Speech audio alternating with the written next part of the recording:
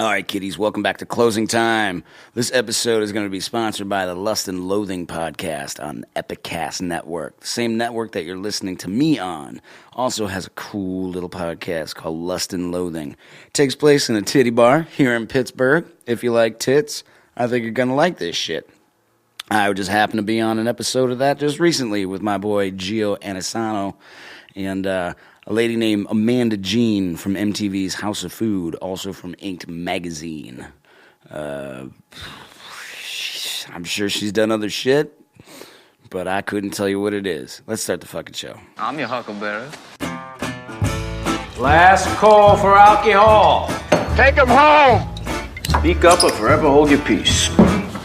Somebody just walked over your grave. Just get him the hell out of here! Hello, my friend! Hey! Go home, Jake. Hey, or should I say, ho, everybody. Merry Christmas Eve, or happy end of Hanukkah. I hope you guys are enjoying it, or are about to enjoy it, or at least get through it. If you're not enjoying it, it's going to be a good one. I feel it this year, for me anyway. My son's going to be with me, I'm happy to say. I don't get to see him very often because he lives in Milwaukee, I live in Pittsburgh. He's been flying out here for the last few years since I moved here. And just recently, actually just today, I picked him up from the airport, and it was his first time ever having a layover. He had a layover in Detroit. Now, when I'm booking him tickets to fly out here, this is the first time, now that he's 15 years old, this is the first time that he's done a layover. And I'm sure, I knew in the back of my mind, so did his mom, he's going to be fine. He's 15 years old. He's not a dummy. He's going to be able to figure it out. But it doesn't matter, because in my head, he's still fucking 6 months old. And but I'm booking the flight, and the only one that made sense for him to take had a layover in Detroit. Yeah. And, I've been to the D more than a few times. I like Detroit. I have a good time in Detroit. It is a damn airport. There's nothing unusual about an airport. All the airports look exactly the same. But it's just that little sting in my head, like, oh, Jesus Christ, he's going to get off the plane, he's gonna get confused, he's going to be attacked by juggalos, and then somebody's going to throw a fucking Ford at him, and Eminem's going to pick him up and then show him how to rap, and he's going to make millions, but then he's going to have a collapse mentally, and he's going to be distraught, and it's all going to be my fault, because I wanted him to hang out with me for a week in 2014. But everything ended up being fine, surprisingly. Of course, yeah, no, he was completely fine. He texted me as soon as he got off the plane in Detroit and said, yeah, I'm bored. I'm like, all right, cool. Everything worked out fine, and I'm just a worry fucking wart. But yeah, so he's here with me. I'm going to be celebrating here in Pittsburgh. And yeah, happy holidays, everybody. So, I'm going to tell you a little bit about my guest tonight. We have Everymen from South Florida, from the Lake Worth area. These guys have known him for quite some time. They were, when I was still playing with the Gallows, they were another band that was kind of doing a lot of stuff around us. They were really good friends with a band that we used to play with called Viva La Vox that's played here in Pittsburgh. They used to tour a lot more back in the day. They're still around and touring and doing all that stuff, but not as much as they used to. But the Everymen were kind of like proteges of them, and I saw them kind of coming up in the ranks. When I first met them and first saw them, they were, I guess, in my eyes, the new kids on the block, you know what I mean? And they were good, but they weren't as good as they are now, you know what I mean? Just like anything, when there's a new band, the up-and-comers, you watch them closely. You just wait for them to fuck up. That's what you just want to see them fuck up. But you know what? They didn't fuck up. They grew and they got fucking great. And their live shows are so much goddamn fun. They just came to Pittsburgh when we did this particular episode. They were in Pittsburgh, and we all played a show together down at the Rock Room here. And they stayed for a couple of days. They had a day off, so we got to hang out. We got to bullshit. We got to do the podcast. They went sightseeing around Pittsburgh. had a really good time, and I feel like I really got to know them a little bit more, got closer with them. And when it was all said and done, we decided to, work out some more shows together. We haven't really done a whole lot of stuff together. I used to do more stuff with them here and there randomly, but we're going to do a couple shows down in Florida together after this is all said and done. I'm really excited about that. So this episode is pretty neat, and I'll tell you why. There's a lot of really inspirational talk here. And I don't mean like, not to sound stupid, but very, very, very inspirational talk. To hear some of the stuff that Sergio, the singer, has gone through and stuff that he's overcome, and seeing him where he's at now, it stands to be really, really inspiring. You'll hear it. I don't want to spoil too much of it, but we're talking about a guy who's been through quite a lot and put other people through quite a lot, and he met the arc, and he came out a better person, and he's an incredibly nice guy. Everybody in the band kind of has similar stories, or has just been through it, or through it with him, and has their own versions of that kind of stuff. And I love a good ending, and this is a great ending. Actually, I don't want to say it's an ending. It's a beginning. They're getting out there quite a bit. They got a lot of cool stuff coming up. They have they have shows with me, so what more can you fucking ask for in February, right? Anyway, I'm not going to flap too much tonight. This time, I'm going to keep it kind of simple because I really want to make some time for this episode. But without further ado, I'm going to take you guys into my bedroom with the Everymen. They do a really, really cool song right at the end, man. So stick around, and I will see you guys right afterwards. Enjoy. All right, let me do this real quick. All right, so how do you like Pittsburgh? I fucking love Pittsburgh. Yeah, it's great. Can we curse in this thing? Or how does this work? What's that? Can we curse in this thing? Can you curse? Yeah. No, this is definitely a PG show. Okay. Yeah, I have fucking many children that are listening to this that have never heard a swear word. We have child fans. Yeah.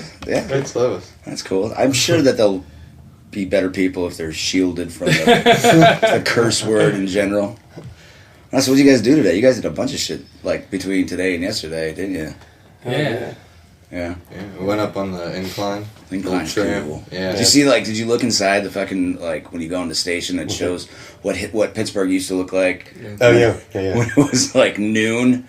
Like, back in the day when it was noon, the steel mills were just billowing smoke, and it was, like, it looked like midnight. They had street lights out at like, noon because it was so fucking dark here. I didn't see that. I saw the flood. I was thinking the flood thing. Okay, yeah. The flood thing was insane. No, dude, seriously, when you look at a lot of these buildings, there's like soot that's so caked on they can't get rid of it.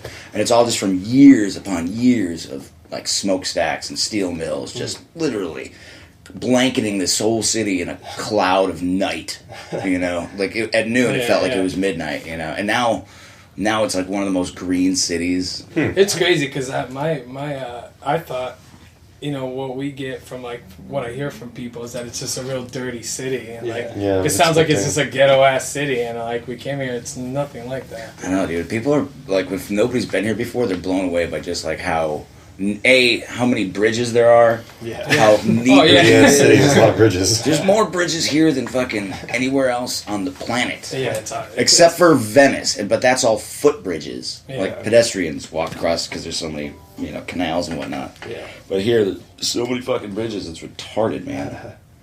So we did that. We checked out a bunch of comic shops and like cool record shops too. They were like really awesome. I love video games here. Yeah. Yeah, a lot of nerd stuff. It's pretty cool. Yeah. You guys nerds? You guys like nerdy shit? Yeah, like some nerdy shit. He's quite the nerd. Yeah. We're music nerds. We all get vinyl and stuff, Did you guys get any vinyl while you're here? I don't think any of us actually bought any. I know when you're on tour, man. We have 550 vinyl in the van. Home van. We're like. Well, hopefully by the time you get home, you'll have at least 500. Yeah, hopefully. Yeah. That's funny. Dude, what sucks is like record stores when you're on tour. is worse than like the Coke dealer. Oh, yeah. You know what I mean? Like when you're on tour, because you go as soon as you step into a record store, you're like, Oh, shit. Need that. I have Need fucking $12, and there's 8 fucking records I want to buy, and I'll be damned if I pull out my fucking credit card or debit card, you know, because I do that all the fucking time. I'm like, okay, I'm not gonna walk in the store. I'm not gonna walk in the store, and I'm saying that as I'm walking into the fucking store. And then I'm like, I'm only going to buy one. And then I find 7 records that I want to get, and it's just painful. I know, I got like all these old Crass band records, like The Mob and Dirt. Yeah. Like first pressing. But we played at this record shop, so they were like, it was like a $35 record I got for $15. So Where was this? Fuck it. Connecticut? Willimantic. Willimantic, Willimantic, Yeah, Connecticut, yeah. Willimantic. Willimantic Records, yeah, they had a Dirt first press. And then I got a Mob 12-inch somewhere. Was it here? That was in Boston. Boston. Yeah, I'm so confused. Yeah. Fuck, yeah. All boys is Boston. Boston. That place was we were. Yeah. Well, you guys are from Florida. Are you guys like all originally from Florida, or are you transplants? Some of us are. It's like half and half. You got transplants over here. This guy's from Chicago, Timmy. Timmy. And I'm from Jersey. That's why they call me Jersey. Really? Wow, your friends are creative. Shitty. I met him as Jersey. Yeah. We knew him before the band though. Oh yeah. So yeah, like you're the newest one, right? Or Yeah. Is Reed the newest one? He's newer than me. You're the newest. Yeah, I'm the new drummer. I've been with him for like a year. Reed's still the new guy though. I'll be the new guy for that. One. You're the Jason Newsted of the band. I've accepted that role. Yeah, that's cool. Now, Serge, did you start the band yourself, or was it you and Timmy? Or It was me and Timmy. I guess right. It was me and you. Yeah. Pretty much. Yeah. It was me and him, and it was like right when I was trying to get my life better. I guess I was trying to change a lot, and he stuck around with me through bad and good. So we started the band with other people. There was actually like a lot of different members in the beginning. And we didn't really play to start a band, you know what I mean? Yeah. We just played because like we wanted something to do. And Timmy actually didn't even know how to play bass. yeah. Well, not really, He played electric bass. but not really. That's a either. completely different instrument. I though. didn't do that. He couldn't Yeah. even do that right. Well, I know a lot of people that they start playing, like, you know, they're a bass player in a band. And Sean Wheeler's got a really funny story about this. You know, you start playing bass because, because you play bass for whatever reason. Maybe you can't figure out guitar, but you want to do something, so you play bass. But then, like, you know, people start thinking, well, okay, I can play bass, so I can play an upright bass. Dude. It's not even the same instrument. at all. Completely different fucking Yeah. monster all day. Sean Wheeler told me a really funny story about somebody that played bass. Fairly well-known bass player. And she was like, I can play upright bass. And she just could not play bass. It's really hard. Yeah, but like she wouldn't convince herself that she should just stop playing upright bass. They shot like a video, and you see her like totally rocking an upright bass, and he was like, dude, all she was just doing was just going like with her fingers, just making it look like she was playing bass. But she looked good, and she got big tits, so people were like, hey, fuck it, who gives a shit? You know what I mean? But It's anyway. crazy because even if you know how to play upright bass, it takes like stamina, dude. You have to play for like endurance. an hour. It's so physical. Yeah, an hour straight of that shit, and your fingers. His Just fingers lock it are up. purple when he started. Everybody that I've ever known that I played in bands with that's played upright bass, which, you know, like 3 different upright bass players I know of, like their hands are just shot. The right hand is just like it's constantly being taped up, super glued, splinted. You're gonna start That's gonna masturbating work. with your left hand now. To me, It's like the stranger. 23 and he's already got Paint fucking your carpal tunnel nails. developing. Yeah, I'm starting to get that in my knuckles too. From I don't know, It's I like don't the know if it's biggest from fear in playing the Manhunt or world. from jerking off. It's a mix of the two. No, okay, so like you guys are from Lake Worth. Yeah. And like the guys from Viva La Box are from there too. Yeah, they're from. Well, we all kind of You guys were all ran kind of around like that area. you guys are all kind of like homies and kind of started the whole like just kind of like you guys were kind of like a big group. Of buddies Yeah, and like the shit. Florida thing is like I met Tony, and we started Viva La Vox. You know, it was mostly his songs. I had a few songs I written with him, and that's how kind of like I started playing music again because I kind of stopped for a while. You know, Yeah. I've been in bands since I was 16, but like I had a bad drug habit for a while and shit. So I didn't really play. I didn't really do anything. Yeah. What was your flavor? Well, probably whiskey, heroin, and Xanax. Whiskey, heroin, and Xanax. There you go. Yeah, holy shit! And you got started on that like what, 16? No. I was like, I mean, I drank whiskey and smoked weed and all that stuff when I was young, you know. But I think it was like bad when I was like 20, 21. Yeah. When I started like traveling around and hopping trains and that sort of stuff. It was fun at first, but then it's pretty miserable, you know. Were you a train hopper for a while? Like for a little while, yeah. I wouldn't consider myself one of those, you know.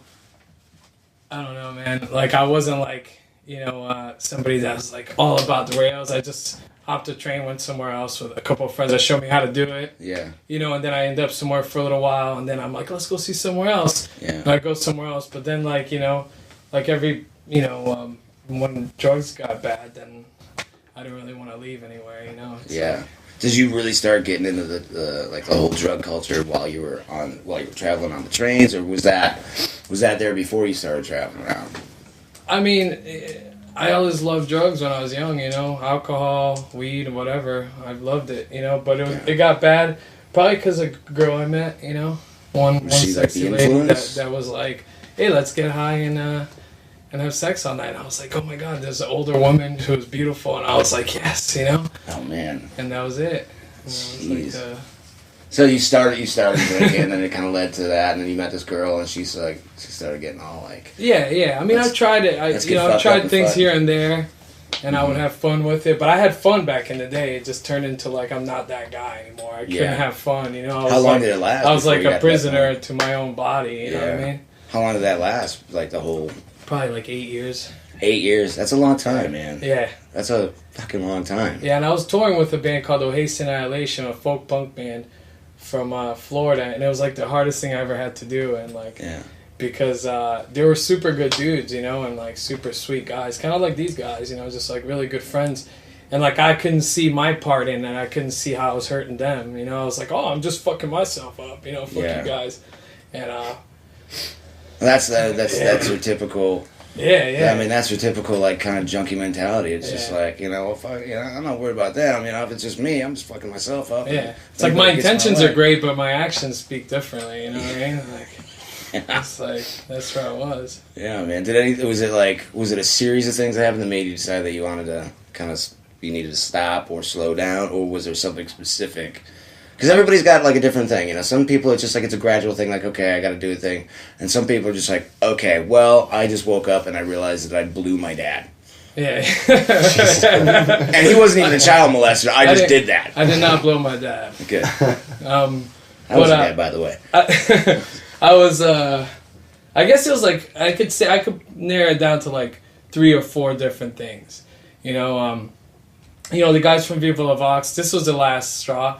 They kicked me out of the band, and that was like that's when I kind of like started doing drugs again. Like I stopped for a while, and I was like, "Oh, I'm fine," and you know they didn't kick me out because I was like a complete mess or anything yet, but it was more because they were worried about me, you know. And like at first, aren't those guys too were all sober and like recovering. You for know, a while, addicts and stuff. Yeah, I know. for a while. I know just a little bit of their history of just kind of like they've all been there. And they've all kind of cleaned up, you know, as much as I could here and there. And yeah. So. Yeah, I think they're moved on to, like, their new lives. And, like, you know, some people could do that. For me, it's a little different. I can't. But what happened was that was, like, one of the things, you know. Another thing was, like, you know, I don't know if you ever, as a kid, like, you walk around, like, in a city or something. Or, like, in Brazil. I grew up in Brazil. And I remember seeing, like, the junkies and the crackheads walking by. And being like, Mom, I'm never going to be like that. You know, and they're like talking to themselves and they have like filth all over and some of them wear weird shit all over them or they're carrying shit that you're like, what the fuck are they doing that for? Yeah. But, you know, I just remember seeing one of them being like, Mom, I never want to be like that, you know? And I remember one day like really being hard up for cash and like and getting like, I think robbed and like not having any money. And like, I remember walking down the street and like talking to myself and it was like kind of like a bird's eye view of like the guy that I never wanted to be. You basically turned into the guy, and like I wasn't crazy and I wasn't a bad person, but I became that. Yeah. I became exactly what I didn't want to become, and that's when I was like, that was one of the points. And you know, my mom's an alcoholic, and you know, my whole family is a bunch of fuck ups. But my mom's doing well now, and she's awesome, and she's great. And there was a time, you know, when I was using and getting high that I didn't speak to her for a long time, and she like battled cancer, got sober, and like did all this. This is while you. Yeah, this is why I'm out running, and I knew nothing about this. So when I got sober, she helped me out, and like I found out that I wasn't even there for her. You know what I mean? Yeah. So like things like that kind of like bunched up into like kind of like my heart was filled enough with bad shit that I just had to let it all out. You know? Is she still down in Brazil, or is she? No, she's in.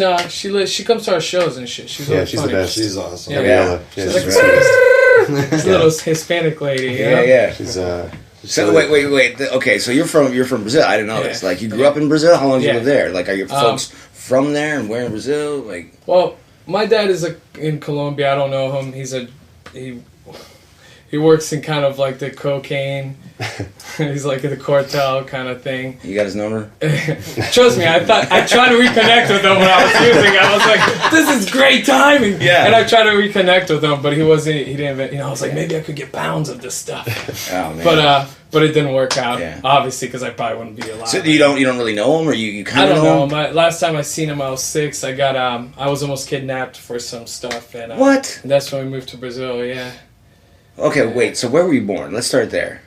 I was born in Brazil. Went to Colombia Okay. to live in Colombia for a while with my dad and my mom, and that's when we moved to Brazil because I almost got kidnapped when I was 6.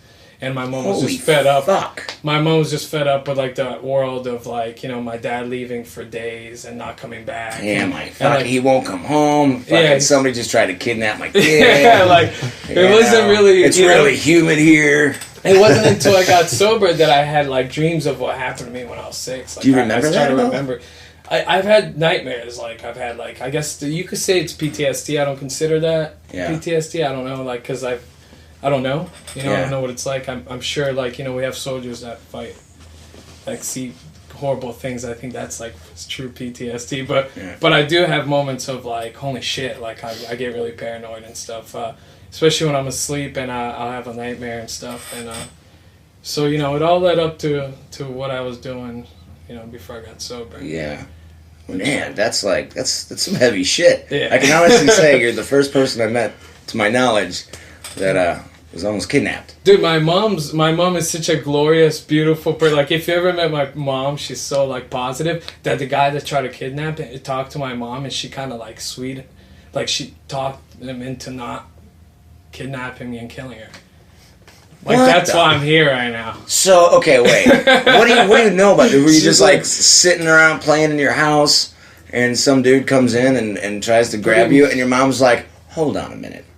No, I don't really know the full story. Please like, I don't couldn't kidnap give my you details without, like, knowing, but it was along those lines. It was kind of like he came and he kind of, like, felt something. He's like, you know, maybe I wasn't here today, and he just left. Wow. Yeah. That's pretty intense. Yeah, and that's when we moved to Brazil. Yeah, okay. So where in Brazil were you growing up? São Paulo. Oh, okay. In the city, yeah. Well, what's that like? I've never been. I'm excited. I'm going to be going to Brazil sometime next year, and never been. And It's really dangerous. really, Yeah. I heard Sao Paulo's Yeah. pretty sketchy, but I mean, I lived, like, you know, close to the favela. Like, I lived in the favela area, but my, you know, like, it's like I moved up from, like, being kind of ghetto to, like, a little better, and, like, it's weird in Brazil. The better you do, the more danger, and you know what I mean. It's like if you're from the ghetto, nobody's gonna fuck with you because you're from there. But the more you move up, the more you're fucked with. you become more of a target. Yeah. You know. Oh man. But, So you grew up there for how old were you when you came to the States? about 14, 15, something like that. Okay. Did you speak a whole lot of English? No, none. None. I had no idea how to speak English. Yeah, I speak broken everything. Yeah. I speak broken Spanish, broken Portuguese, and broken English. Oh, I've wow. never had enough time in one place to, like, get an accent that actually counts. Okay. You know, like, that's where I'm at. I can barely speak fucking English as it is, man. So now I'm going to Brazil next year. I'm like, okay, I gotta get. Everybody on that. there understands some English, though. Yeah, which is handy. But the other thing too is like, I'd like to learn at least enough to communicate a little bit with people, just out of respect. Yeah, you don't want to go to their country and be like, well, you don't know English? Yeah. Hey, let me get one of them burritos. Throw some guacamole on that. Taco. Let me get a taco. That's one taco. Yeah.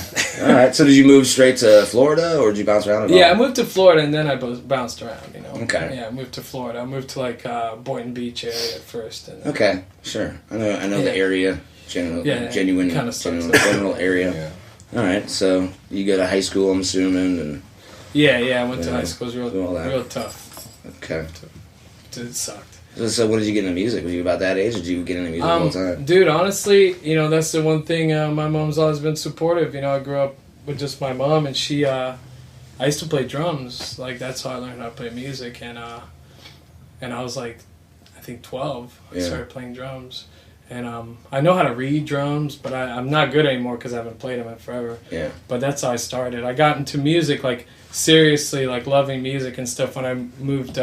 Right before I moved here, I met a lot of punk rock kids in Brazil. And I started getting into punk stuff. And then Punk and metal seem to be pretty big. It's huge, yeah. Yeah, huge. And then I moved here, and it was like... There was like an attraction to the people that were different, you know, like the punk kids, because I was different. I always felt different, you know what I'm saying? Like, something inside of me always said, like, I mean, maybe it's because I'm also like I was also like I could say I was an alcoholic before I even took a drink or a drug, you know, like I was always like trying to fill the void with something, regardless what it was, you know, attention, friendship, whatever the case is. So I always felt different, anyways, and I'm coming here. Meeting punk rock kids was like cool, you know. I was like not only attracted to like how cool they look to me, you know, when I was a kid, and then being just being different. Like I wanted something more than just like what everybody told me I should be or I should do in my life, you know. Yeah. I mean, I feel like it's just like it's more comfortable. I could be myself a little more. Yeah. Which is also it was also hard because some of those kids are real like closed off, you know. Some like, oh, this is our group of punk rock. I think that's like all that's kind of definitely been showing just in your music now because let's face it, there is not many people that sound like you guys.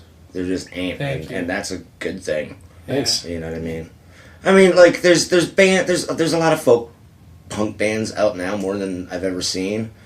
But I mean, you guys have been doing it for a long time, and it almost seems like, you know, a lot of bands are kind of following in the footsteps that you're leading behind. You know what I mean? And also the only other band that I know of that kind of has a similar sound to what you guys are doing would be Viva La Vox. Yeah. Not so much nowadays anymore, but like, and you guys all kind of came from the same. Yeah. You basically came from the same area as it is. You guys all knew each other. I'm sure you guys have Tony played. lives next door to Surge. We lived together, actually. Yeah, okay, there you go. So, I mean, like, you guys pretty much kind of started this, like Florida sound, like South Florida sound, I think. You know what I mean? And I think that a lot of other bands now that are just kind of popping up here and there are kind of embracing that, you know, maybe after hearing you guys or whatnot, but it's I mean, that's a pretty fucking...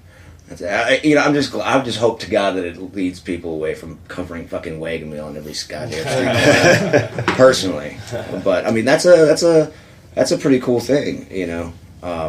So we're definitely trying to like just stay away from like sounding one certain way, you know. Like I feel like Viva La Vox did their own thing, like all these great bands, like you, like everyone, you know, everybody that we meet along the way is kind of like grown up, and then they're like, I'm gonna go this way, I'm gonna go that way. I've noticed that too. Like, it's all copacetic, but everybody's got their own own brand of doing it. Mm-hmm. Well, those are the ones that are noticeable, you know. To me, at least, like, you know, everybody like the Gallows, you, Jayke Orvis, you know, Mischief Brew, like all these awesome bands that like they just kind of go their own way. You know what I mean? Like you could put them on the same compilation, but you could definitely, you know. Put them in different categories. It's pretty cool. I fucking love it, man. And it's cool because it's going to spawn, hopefully, another generation of cool musicians. Hopefully not a bunch of shitbags. You know what I mean? Yeah. So, okay, all right. So you start playing around Florida. You're hanging out with Viva La Vox guys. Did you know Timmy at this time? Yeah, I met Timmy. I started playing like punk stuff, you know, Haste Annihilation, this other band I was in. It was like folk punk, just straight up folk punk. Like, it was more punk than folk. Yeah. But... you know, when I moved to Florida, Timmy and I used to work at this record store. And that's when I tried to get my life better. And I was like, okay. Yeah. But then, like, you know, Timmy is real young and naive. Yeah, he wanted to hang out with me, which was probably a bad choice. What's the age difference between you two? I'm 23. I'm 34. Okay, there you go. So it's like 11 years apart. Oh yeah, that's like a younger brother right there. Yeah, I would kill somebody for Timmy. Yeah. Like I had just moved to Florida too, so I didn't know anybody.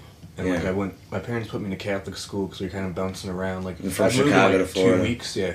So we didn't have time in school districts, and I was just starting high school. It's like I had nowhere to go, and then I found this record shop, and like some cool people were like, "Oh, you're young and whatever, come hang out." And like, we'll talk about music.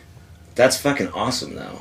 Like a lot of people don't get that, and you get a lot of influences from older folks who are like, check this out, check that out. Like Some the people kids in don't my get high that. school didn't really get along with me too well, so like I found my niche someplace else. You gotta have that. At least you found it. Yeah. Some people go throughout high school, and it sucks because they don't know what the fuck they're doing. There's nobody that they can relate to, and then they end up just like really struggling socially. I feel like you know. I think it's really important to have some kind of older figure or informative figure, be it one thing or another. Maybe it's hopefully it's music and arts and shit like that, and hopefully it's not strictly like, here, snort this. But I know that happens. Everybody knows that happens. Did that happen? Was that what was going on? No, I never really? pushed hard drugs on this dude. No. Okay. I was more like, he's like, "Oh man, I found this cat and it needs food. Can I have like $20 for cat Yeah, I food?" lied to him to get drugs. Yeah, well, Like, hey. oh, my friends want to borrow these records. Can we drive around for an hour? Oh shit! Really? Yeah. Oh man, the war stories.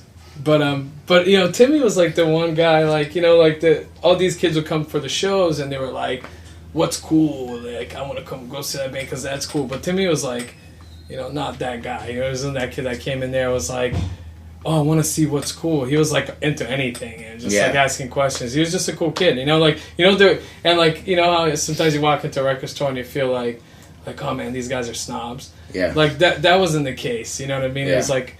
It was me and these two other guys. Actually, Anthony, who used to play drums for Viva La Vox, was working there with me too. Antoine? Kind of working. I mean, you could call it working. He was trying. None of us got paid. Yeah, none of us really got paid. But Actually, but it was great shows, and Timmy would walk in there all the time and just hang out, and it was we just became friends. Like he, I don't know, we started hanging out pretty much all the time since then. It's funny too with that record shop because like my band when I was in high school I was in a band with seniors and I was a freshman and like I was the same thing, like I hated everybody in freshman year. I was like, fuck, these guys are dumb. And my band used to play at that same record shop but none of us knew each other. Oh really? Yeah, I used to bust them for drinking beer outside. Really? Yeah. I was like hanging out with the punk kids that were like throwing up on the couch outside and shit. I was the only guy like, I don't know if this is a good idea. You guys, don't throw up on that. Come on. Really? Yeah. Oh, good on you. I lived right down the street. Too, right? Yeah, I lived right down the street from that record shop. I worked at this really shitty burger shop, like 2 blocks from there at Docks. Yeah. Oh god. Yeah, And I'd like after work, I'd ride my bike down there and catch shows, and I'd like met all these guys, but didn't like actually like talk to them or hang out with them at all. And then years later, after high school, I've known you. I went to high school with Jesse. Yeah, we knew each other with long hair. Yeah, I knew the long hair guys. Yeah. Oh shit. And then I re-met them, in Lake Worth, and realized that they were the guys from Backbone. Oh wow. I was like the worst door guy, nodding out the whole time. Yeah, I remember you. I remember you now. I was like, The worst door guy or the best door guy? who knows? I remember Timmy too because he was always dressed up really well. Yeah. Timmy used to look like a Jonas brother. It was awesome. Really? Yeah, he was really well dressed. It was I crazy. cannot picture this, man. Did you have the strategically messy comb over? No, I just had long hair, but like I went to Catholic school, so I had to shave. Oh yeah. This is like before rock and roll got me. And That's cool. So when did you start? Did you start the Everymen?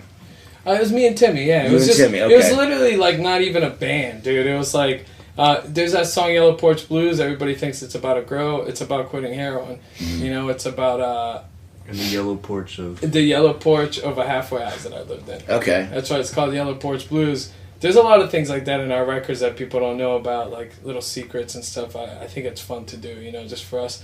But he was one of those friends that would come over, like, because, people always like, oh, how am I going to hang out? And like, I want to hang out with my old friends. And, like, I didn't really have any friends. My last day using was I tried to kill myself. You know what I mean? My last day using, I tried to rob these dealers and got shot at. You know, Oh, shit.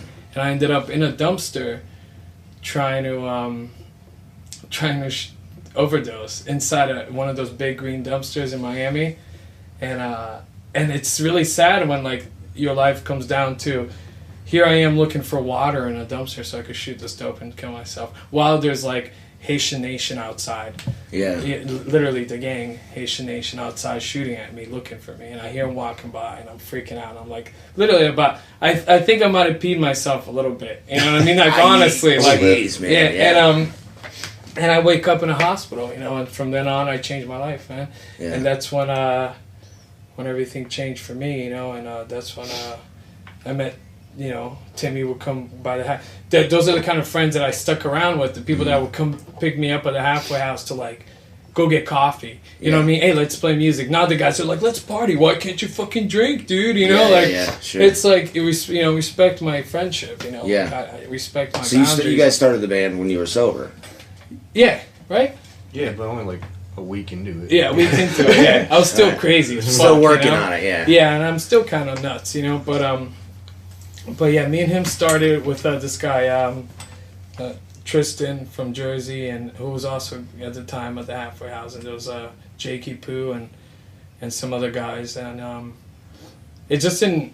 It went a whole different direction, you know, because me and the guitarist, the time Tristan, like we had like different ideas of what we wanted everything to be, and it got to a point where like it was like he quit because like he wanted something completely different.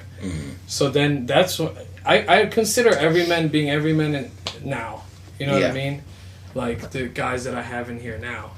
But it's definitely me and Timmy. We're like the founders. You've had quite a few members. Well, how many members have you gone that aren't with you anymore? Because I seem to remember there being like 2 or 3 other guys. I think it's 4 guys that are. Yeah, 4 guys. 4.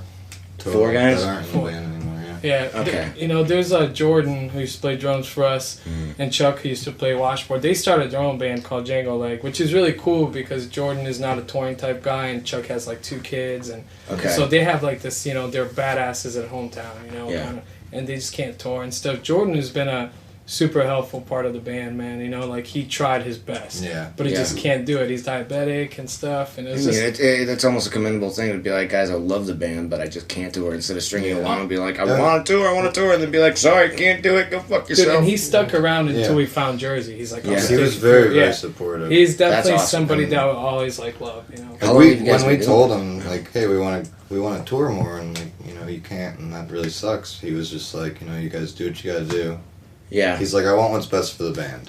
Yeah, it's big. Wow. It's a huge deal. Yeah. You get some guys that would probably idea. be like, oh, what, really? Like, oh, fuck you guys. People get salty. You know what I mean? Because it's like when you're in a band, it's a relationship. Yeah. So when you either break up with a band or a band breaks up with you, it can get really hurtful and spiteful. Oh, it's super painful. And we were always really scared to have that talk with him, but he did it. He was really cool. Yeah. He's the one that actually. Jordan's awesome. Yeah. He brought it up to us, and we were like, well.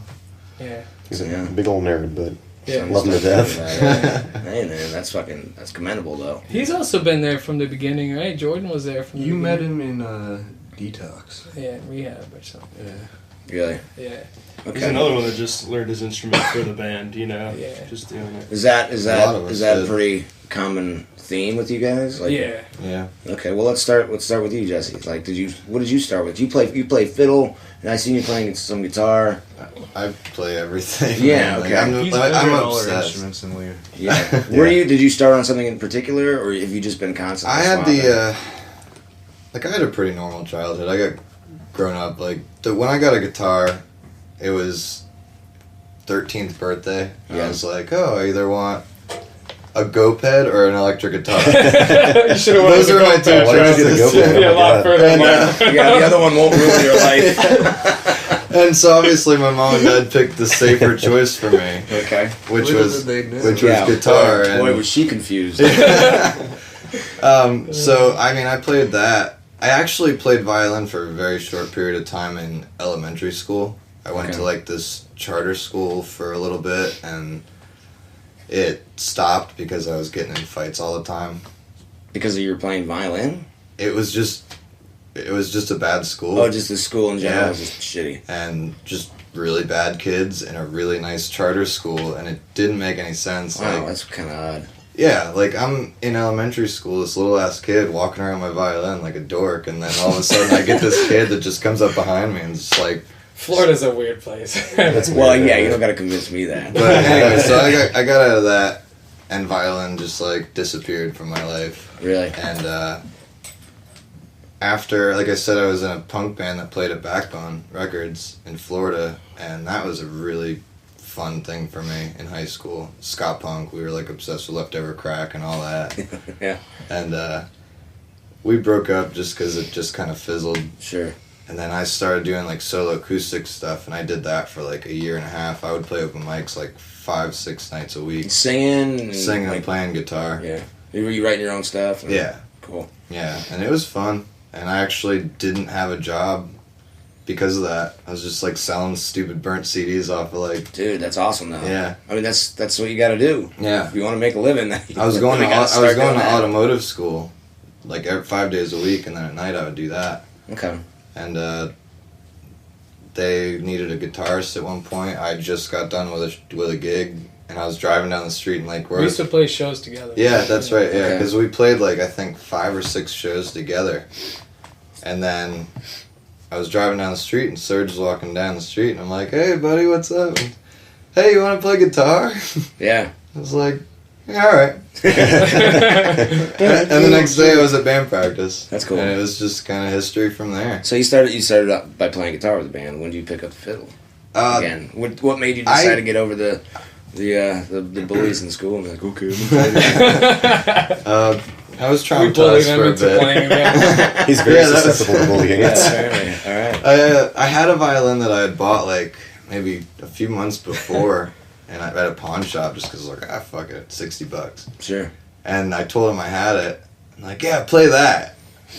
Okay, and like the first year of me playing violin in the band, like you can go back and see like our first videos. Don't tell him that. It's really, really bad. Well, I mean, how can it not be? I mean, you're just kind of getting back into it. I mean, you probably knew enough, like, and this is the thing, like, if you played violin, 10 years earlier, it's like, just enough to have enough confidence to try it again. Yeah.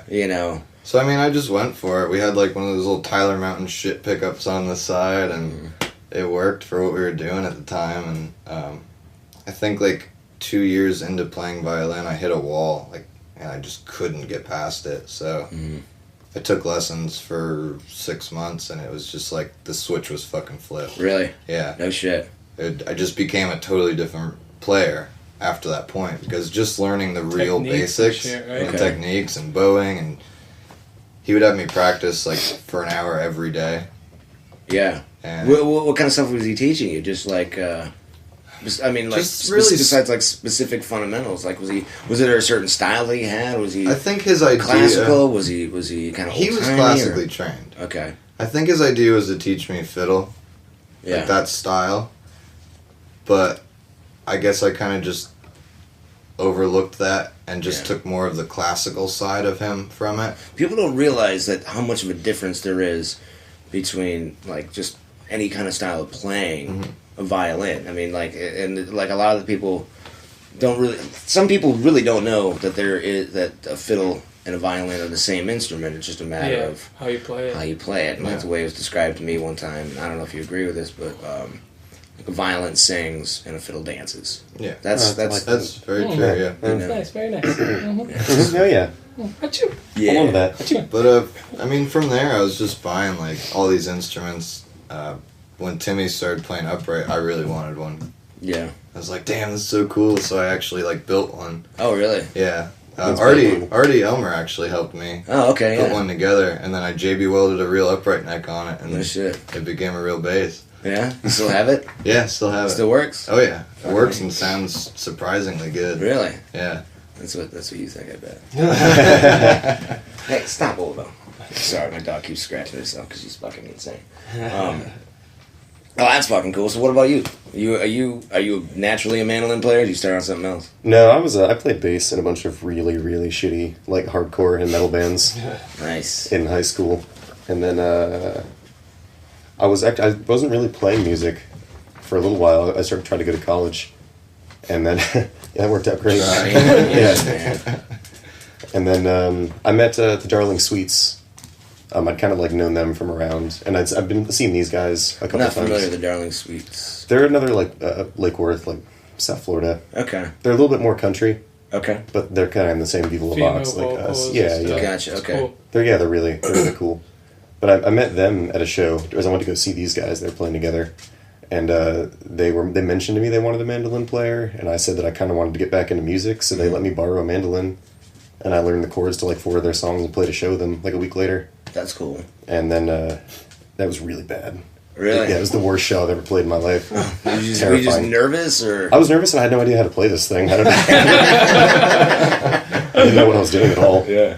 I did the same thing. I was in this band right when I first got a mandolin. I learned like 3 or 4 chords, and found some band that was looking for a mandolin player, and they put it up like, we want to start a band that's somewhere between Ralph Stanley and White Zombie, and I was like, this was like in 2002, and I was like, yeah, I'm gonna join this band. So I joined up with them, and they just like, hey, how you doing? Here's a bunch of sheet music. Not sheet music, but like here's a George Jones song, here's a Charlie Rich song, here's a Dwight Yoakam song, and here's the chords, and when you got to play the chords. I'm like, okay, cool. And I just played along, and it was really, really bad. But they were like, well, you're the only mandolin player we ever known, so you're in the band. And then they ended up being just kind of like a hokey, hee-haw, tongue-in-cheek type of goofball band. And so I was like, but at the same time, but like back to what you were saying, it was just like, I don't know what the fuck I'm doing. Oh, yeah. No, yeah. And then, but I guess I played with them for like a month or 2, and we played a couple shows with these guys again. I was like reconnecting with Jesse because I hadn't seen him in like a couple years since we both graduated. We both kind of just like saw each other on Lake Ave one day. Yeah. After high school, I didn't talk to anyone from high school. Yeah. I got out of there. Right on. But, yeah, so I was like reconnecting with Jesse and like seeing these guys around, and then they were looking for a mandolin player, and I was getting kind of better. All right. Enough to ask for them to ask me to come try a few honestly, songs. man, like, I think you're a killer fucking mandolin player. You know? Thanks. And like, when you were playing, you're like, oh, fuck, I'm not that good. I'm like, I heard what you were doing just warming up. I'm like, that's some slick little shit you got going on right there. So I think you should just have a little bit more confidence. Oh, thanks. Because you're good. You got the chops. You've built you got your own style. Yeah, you built a very I feel better about it now, but back then I was like amazed that these guys wanted me to play with them. Yeah. Because I felt like every show was like a disaster. Yeah. But I hung out with them a few times and played a few shows, and then we may have accidentally stole him. They did, yeah. Him. Well, because after I hadn't played music for a while, and I'd never been on tour at that point. I'd only ever done like shows around Florida. And the other band, the Darling Sweets, just couldn't tour. They weren't in the position to do it. Yeah. They had, real jobs and lives. Yeah. And these guys were doing that, so that's what I wanted to do. I had to have that awkward, conversation with their members, like, because I'm really good friends with their members. Like Adam Sheets, he's a really good artist. He does some of our art and stuff, and Lindsay's like one of my best buds, and it was really weird. I'm like, because like the conversation kind of went like, I know he's in your band, but like you're gonna keep him away from like seeing the world. You know what I mean? Like, because that's kind of the truth. Gotta set him free. Let him go, he wants to go see the world with us. But they were super cool about it, and it turned out best because they sound better now too. Like they're just amazing band. Yeah. But they pretty much just kind of stick to Florida then. Yeah. They occasionally do a run like to Heavy Rebel or okay. That's cool. Yeah. But they're solid now. They're way better off without me. Yeah. Well, they tightened up a lot. It's not their style, I feel. Yeah. Like, you know? Because their guitar player is just sick. He's like the lead in the whole band. Adam Sheets, he does some crazy slide. Adam Sheets, I know that name. Oh, he's an amazing artist. If you look him up sometime, I'm gonna let my dog out. She's being stupid. Come here, ding dong. Go on. This will be great for the podcast. Go on. Alright, whatever. It's like, there's a bass there, Dad. Just get over that. Just chew a hole right through it and go right out the door. We'll fix it. Yeah, whatever. Alright. So, moving on. Door being closed. What about you, Jersey? Yeah, well, I've known Timmy for a while. He's like one of the first ones I met moving down to Florida. I'm from Jersey. I just moved down there like a couple years ago. Good enough. Timmy. I'm just fucking. Yeah, so I sold him a couple of fucking records or something. Fucking, what was that fucking record? Jerry Lee Lewis. Yeah. I sold you a Jerry Lee Lewis record. Defiance Ohio t-shirt. Yeah, I was wearing a fucking Defiance Ohio t-shirt, and he's like, hey, you know them? I was like, you fucking know them? Like, I'm in fucking Florida. Like, this is like a tiny-ass band from Indiana or whatever. Yeah. I think they're from Ohio. Oh, are they? They're from Bloomfield, aren't they? They're from Defiance, Ohio. Oh, okay. I'm thinking of the record label they're from. So, yeah. I've always been, like, a fan of Everymen and shit. I always, like, chilled with Timmy, and I was around when they were, like, starting the band and shit. Yeah. And I could never tour, really. I've always been playing drums and shit, but a couple years ago, Timmy fucking convinced me to fucking tour, so here I am. I gotta say, man, it's a good lineup. Because you guys are fucking... I mean, I've seen you guys before. We played shows together before. We've done some stuff here and there. And I liked you before. I mean, don't get me wrong, but it's like, it's definitely different sounding. It's a lot more full sounding, and it sounds a lot more technical and just tighter. You know? I mean, it really packs a punch. More of a punch, I think, than it ever did when I saw you guys. And I know I saw you guys at the Rock Room in the shitty little PA, you know. So that speaks mouthfuls to me. I feel like we, for a bunch of insecure dudes, I think we're doing great. You know, like, honestly, like, that's how that makes sense. We've always been like, oh man, you know, and now we're like, we like hold our own. I feel like, you know, like I'm happy about it. I like playing shows. I feel super stoked when we play. I'm like, we did great. You know, before I was kind of like, it's almost a sound we want. You know, like it's not because I don't. You're just not convinced yet. Like because we were just trying different things. You know, you could hear it on the records. Like one record sounds a little bit more folky. One record sounds a little bit more like circusy, and like we didn't know what the fuck we were really doing because so many different members and finally like. We figured out like kind of like, you know, how to our own brand, you know, like grasp it. Yeah, like this is how we write songs. This is how it sounds good. This is what we're gonna do. And like now I feel more confident that like every time we like even with this last album, Generations, that's like, you know, like to me that's our first solid album. Like it's the first album that I can like I listened to it from beginning to end and I'm like, okay, cool. That's huge. Like, I mean, that's huge to admit because I know most people that I know, not all of them, but most musicians that I know, they put out an album and people fucking love it and they're just like, you know, I'm glad you like it. I wish I fucking really dug it as much as you did. Then they put another one and it's like the same thing and it takes a minute before it's like, there we go. That's what I'm trying to achieve, you know. But I mean, it shows progress and it shows growth, and you know, like, and I think if you're an artist, no matter what your field is, be it photography, painting, music, film, whatever, you never like your finished product usually. Yeah. And if you love your finished product, then you're probably not that good. You know, you know, or you just have the ultimate confidence in yourself. And I mean, how many fucking confident musicians do you know? Good ones anyway. Yeah. You know, that aren't like, you know, selling out stadiums with garbage. Yeah. I mean, I'm happy we're kind of like that. You know, I'm happy that we felt insecure from. We're still sometimes like that, and it's like, you know, it's like. It's a motivational thing too. It's awesome. We try to be like as real as possible with ourselves as we can. Yeah. I mean, the reason why we feel so confident about it now, I feel, is because we had to take time to really get better at our instruments too. Yeah. Well, I mean, touring, writing and touring will help. Yeah, absolutely. Move that along. You guys tour quite a bit, don't you? Yeah, now we do. Yeah. Every few months we're on tour. Yeah. Yeah. What's your average time out? Like a month. A month. Yeah. Yeah, a month is good for us. I mean, we want to go longer and harder. You know, if we could. We're just trying to. You know, we're waiting for 2015, see what's going to go on. We're trying to go to, like, Costa Rica. We're trying to, like, go to Europe. We're trying to do whatever we can, you know? Yeah. Like, it's like, why not take a chance to fucking visit all these new places, get new experiences, you know?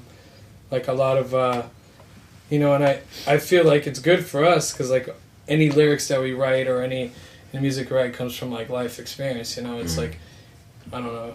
Like, the more experience I have of life and touring, the more I feel like I can write a new song, you know? Like, I got a new idea. Oh, I love this city. I met these people. Like, it inspires me to write new stuff. Well, I think when you're on tour, you're experiencing the ultimate highs and the ultimate lows all at once. You know what I mean? Because not only are you out there, especially when you have great shows and you're just feeling it, you just feel so fucking alive. Yeah. You know, it's a high. It literally is a high. It's the only one I got left. Hey, man. Fucking hey, man. Take it, because it's awesome. But along with that, there comes loneliness and self-doubt and longing and pining for whoever you have back at home. You know, and them missing you or missing the fact that you don't have anybody at home. And, you know, it's such an emotional roller coaster. Yeah. When real life and tour life collide.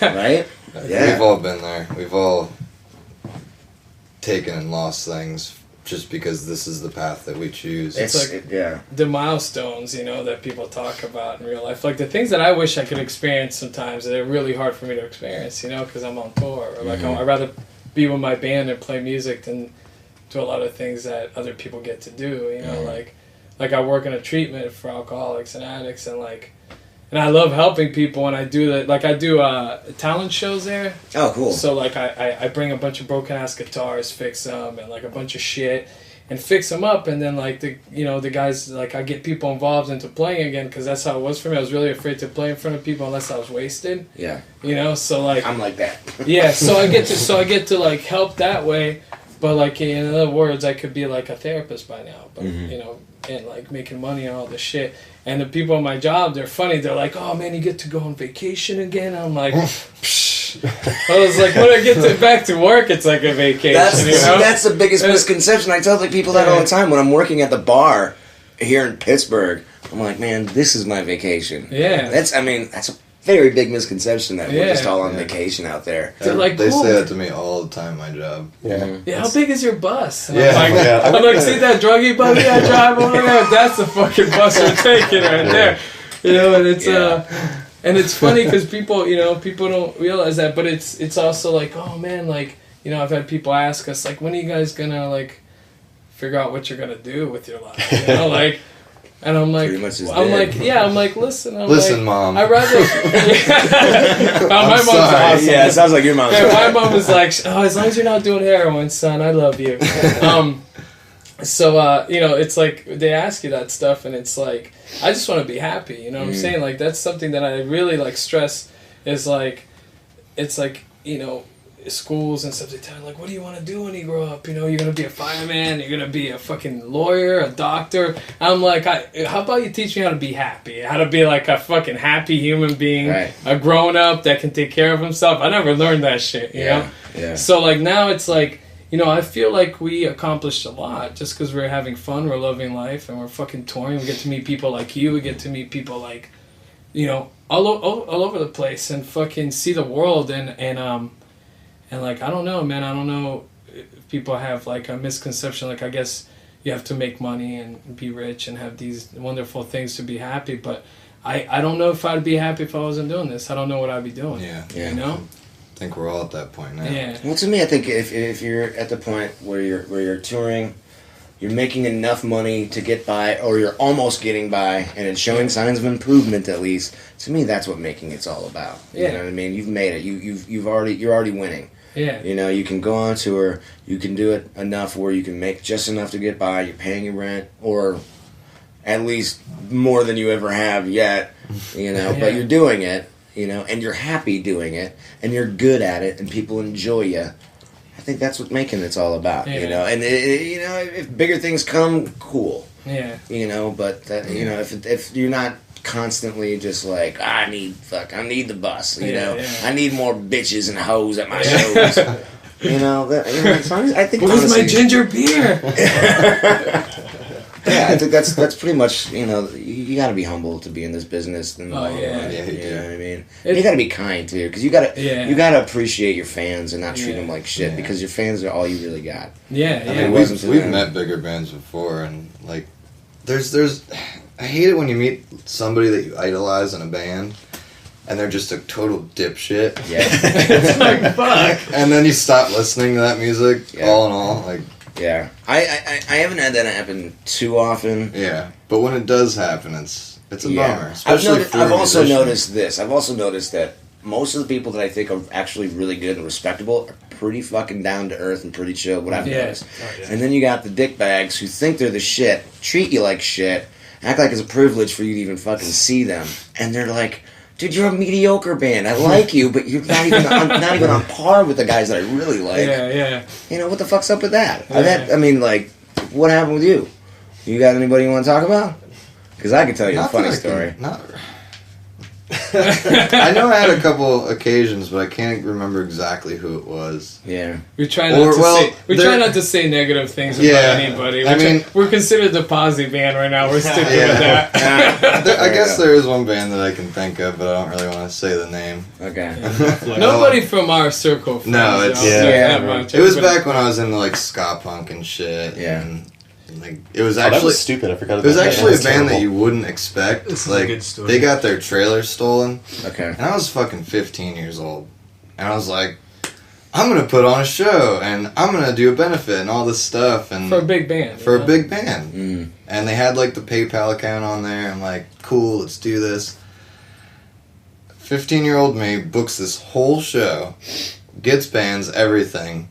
It's a great night. I fucking record it on a camcorder. I made a DVD. I made a note. Like, I did all this shit. That's awesome. Made $700. Nice. Got my $650 Marshall half stack stolen that night. Shit. And instead of being like, oh, I'll give them $50 and buy a new amp, I gave them all the money. I didn't take a cent. Yeah. And I still lost out on my amp. Now, I sent him the letter, DVD, all that.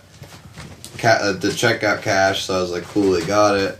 And then, nothing. Not even like a thanks? Nothing.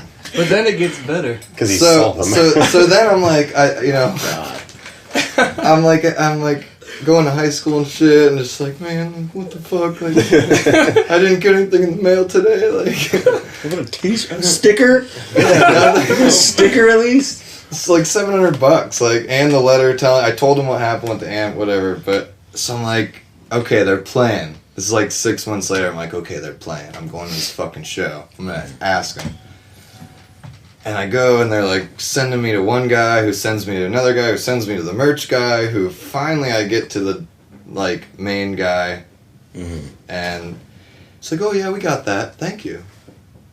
Like, we're gonna put out a CD with thanks for everybody that donated, and I was just like, oh jeez, all right. Which that CD never got put out, and that was it. So if you're that band, you know who you are. Yeah, fuck you guys. No, the fucked up part is they probably don't know who they are. Yeah, or they don't care. Or they don't care. Give a shit. That's fucking stupid. Some ska band. That's all I'll say. Yeah, well, I'll just say that's why. I'll say that a certain bluegrass jamgrass band once years ago came to one of our shows. After one of their shows, we were playing with another band that they knew, so they weren't there to see us. They were there to see another band that we were playing with. And they're very well known. And so they come to our show, and our buddy Richard is working the door. And immediately they come in, and Richard's like, it was a big show, so it was like I think it was like $18 to get in, because it was two pretty big fucking bands. And they're like, that's cool. We're so-and-so. We just played at this festival, like, right in town. He's like, that's cool. Still gonna be $18, man. You know? And they're like, really? Seriously? He's like, yeah, there's, like, a bunch of you, and, like, I don't care who you are. If you're a musician, you should get it. Support the bands. So I guess, you know, they kind of, like, got amongst themselves. They came up with, like, a smaller offer, and it was some money. This is an OBO, man. Wheeling and dealing, and then, you know, finally it was like, okay, this fine. At least you're paying something. You know, so they come in, and they just proceed to be fucking douchebags. Just like, you know who I like going up to girls, you know who I am, Yeah. You know. And so one guy, let's say his name is Def Closton, mandolin player for a band that rhymes with Blonder Mountain Cring Pan. He sends some guy over to talk to our bass player, and the guy's like, yeah, Mr. Closton would like to speak to you. And our bass player is like, who? Mr. Closton? Def Closton? I don't know who that is. Well, he'd like to speak to you if that's okay. All right, sure. I know, this guy's like a very well-known picker, whatever. And so he goes over to him. Mr. Clauston's like, hey, man, I really dug your show. And he's like, awesome, thanks, man. All right, I'll talk to you later. See you later. You know, just kind of, just kind of lame shit. But whatever. You know. Yeah, we meet some people, but mostly we have really positive experiences with people. That was super cool was the Lumineers. Yeah. When we were at St. Augustine, they played down the street, and I guess some kids had been hanging out with them at the bar we were playing at the night before, and they're like, hey, they might come by. So like, all right, whatever. Play the show, shows up, and they're just super nice guys, super They down showed to up in a earth. tour bus, by the way. Their tour bus pulled up to the fucking... Awesome. But like, the dude bought a t-shirt off of Jesse, right? Yeah. And gave him $20. And he wasn't like, hi, I'm in the Lumineers. He just came up really casual. I didn't even know it was him. Yeah. And he was like, and Dr. Dog. Yeah, Dr. Dog was there, as well. But he comes up and he was just like, hey, nice to meet you. And I really like your band. Like, oh man, that's a cool shirt. Let me get that. And then he put it on right away. Yeah, and then he put it on. And cool. And I was just like, oh, you in a band? He's like, yeah, I'm in the Lumineers. I'm like, oh, okay, cool. And it was just really casual, like, totally no ego. That's... They would 20 is like, keep the change. They would not play CeeLo with us. They wouldn't. Yeah, they wouldn't. They're like, you guys are gonna fucking steal our money. They would not do that. Yeah, it's all been really positive. Though. We get to meet really cool people. Yeah. We get to gamble with Eric Peterson and hang out with you. Yeah. And we watched Pokey Lafarge foil a horse robbery. Did you hear this story? Did you see that at Muddy Roots? No. The guy who stole the horse? No. Yeah. Oh my God. I didn't even know there was a horse in Muddy Roots. He was like a local guy, like from down the way up there in the mountains.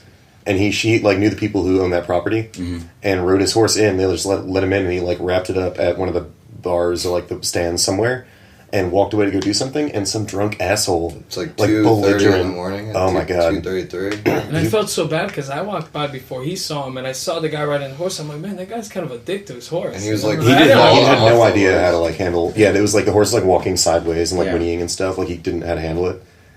And he was being people were like calling him out, like as he walked around, like, fuck off that horse, what are you doing? You're drunk dick. And he had his wife or someone was on the back of it as well. Yeah, some drunk. Yeah, and he was just like screaming at people and like being just the worst. And Jesse and I were like, we should go check this, see where this goes. Like maybe we should talk to this guy. And like he took off down the main drag, and we followed him. And it was really, really dark, but we could see like that he had stopped, and there was someone talking to him, and like we walked up closer. Well, yeah, it was like Pokey Lafarge was there, like, come on down, man, come off that horse now. And he like talked this man off the horse. Yeah. And I know that's not your horse. It was like a dad talking to the guy though, because the guy was like, I'm really sorry, I just the other guy was really like sad after. Yeah, he was like really bummed out. I didn't mean to steal. And he like held him there and was like petting the horse to comfort it and like making calls to find the owner. Oh man. Pokey handles shit, as it turns out. What's the problem there, friend? Yeah. What's the problem there, pal? Come on down off that seat. Let's talk about this. I actually used to know Pokey way back when his name was still Drew. He's a fun dude. I used to hang out with him quite a bit. Yeah, he was in this band that I fucking adored. I just thought they were awesome. But, yeah. And now he's Pokey Lafarge, and he's fucking on the David Letterman show and all that shit. Good for him, man. I saw his band play, and I was blown away. Yeah, dude, fucking blown away by his band. That was a great show. Super good. Yeah. So. See, experiences out like Muddy Roots, that's never, like, no one has an ego there. Like, everyone's friends. It's successful. Like, yeah. So we don't have to deal with that too much anymore, luckily. Yeah. That's cool. And your horse might get stolen, though. Yeah, they might jack your horse. You know they can kill you for that in Tennessee? Oh, yeah. Yeah. I believe it. I mean, they could kill you for that anyway. I know. But like by law, like horse theft is punishable by death there, like by hanging. No shit. Yeah. Still? Yeah, still. They've not changed that. Oh, I'm thinking like you see somebody on your property stealing your horse, you shoot them and everything. Yeah. No, I mean like that's a law there. What is it, by hanging only? Because that's weird. That's kind of awesome. That's some old school awesome right there. Man. Well, you guys want to do a song? Yeah. Yeah, let's hear it. Let's fucking get this shit set up. That's awesome. So what's this song that you guys are gonna do? Actually, it kind of works out for what we were talking about. It's called Shadows of the Past. It's about Pokey LaForge. It's about taking something very negative in your past and trying to change and make it more of something positive. You know, trying to use that towards your, I guess, life lesson. And, that's cool. And, yeah, that's great. It's really what a lot of our whole group of friends kind of write about. You know what I mean? Yeah, I guess so. Yeah, so. Yeah, but it's an important subject, though. I think we can all relate to that. Is he good over there, or you want him over I here? think we're good.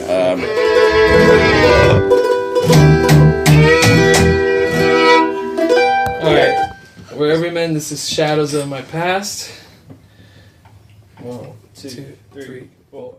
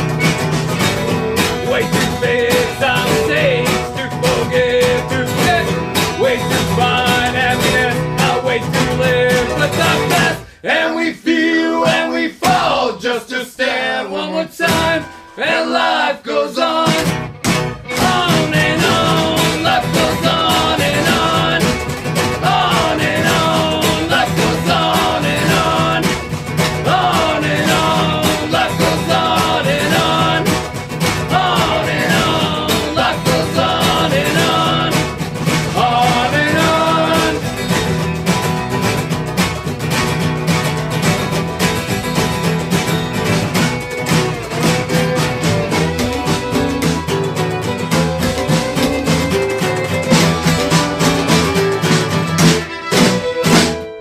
Hell, fuck yeah, dude. That's awesome, guys. Thanks, man. Thank you, Jay. All right, so what's the fucking...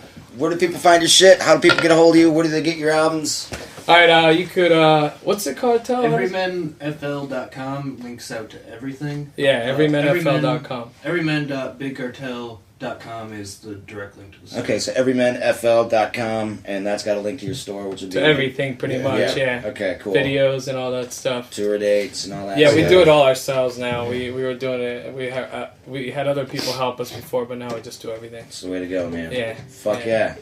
So, you guys, thank you so much for doing this shit. Thank you, for having us. Anything else you guys want to fucking plug? Generations is the new album. It just came out this month, so... Excellent. Yeah, check it out. It's our baby. Hell yeah. Little it's baby. a great album. Little big baby album so far. Tiny baby. Choo choo. Choo choo. Well, wait. Okay, what's this? You guys were doing that shit on the show. You gotta tell me what the fuck that is. We all caught a cold. We all caught a cold. No, Yeah, we're we just got a really cold. sneezy. That's it. It's just, All right, cool. We're just cuties, doing cutie things. I just have a cold. we just all have colds now. Honestly, we just all have a really weird cold. It makes you sneeze really funny. All right. But thank you for having us, man. Yeah, man, Thanks no for problem. letting us stay at your place, too. We've been here for like 2 days. You live here pretty Anytime. much. Anytime you guys are Appreciate back, it. you guys are welcome to stay here. I'm only saying that because when I get down to Florida, I'm going to be sticking up your house. Oh, bro, you have a bedroom. You can stay out of my house. Awesome, It's man. all yours. Sounds great. Thanks a lot, guys. Thank you. Cheers. All right, that's it, man. That's the Everymen. That's fucking, what was the name of that song? That was Shadows of Our Past. Fucking cool. Get the new album. They just gave it to me on vinyl. It's a great album. Please check it out. Go look at all their stuff. You know where to find them. Just Google Everymen, Florida. You can look them up, all their tour dates. They got a tour coming up with the World Inferno Friendship Society at the end of January. January 26th, I believe, is when it starts in Atlanta, Georgia. They're going to be doing that for a while. Look up their dates on reverbnation.com/everymen. They have really cool videos on YouTube. Just check them out, man. They're a really cool group of guys and a really fun band. And I'm really happy to say that I'm going to be hanging out with them February 20th and 21st. I'm going down to Florida, and I'm going to do some shows. And one of them is going to be with those guys. I'm going to be at the Monterey Club in Fort Lauderdale February 20th. And February 21st, I'll be at the Propaganda in Lake Worth. Propaganda in Lake Worth is also where the famous Stitches video happened, where he played live, and he got yelled at by his girlfriend for giving strippers below on stage. And it's really funny, and it's cute. Look up the video. Excuse me. It's entertaining, to say the least. Anyway, I will be there. If you're also interested in seeing my other stuff live, excuse me, sorry about that. I will be playing in Chicago January 2nd. At Reggie's. January 23rd, I'll be at the Barn in Paulette, Vermont. January 24th, I'll be at Donovan's in Rockingham, Vermont. And then January 25th, I'll be at the Bug Jar in Rochester, New York. That's it for now, guys. Hang tight throughout Christmas. I will see you guys in a couple weeks when my next guest will be one of my favorite punk bands to come out of the States in a long time. Submachine, Pittsburgh Zone. All right, until then, Carlito, take us away, buddy. Last call for drinks. Bars closing down. Sun's out.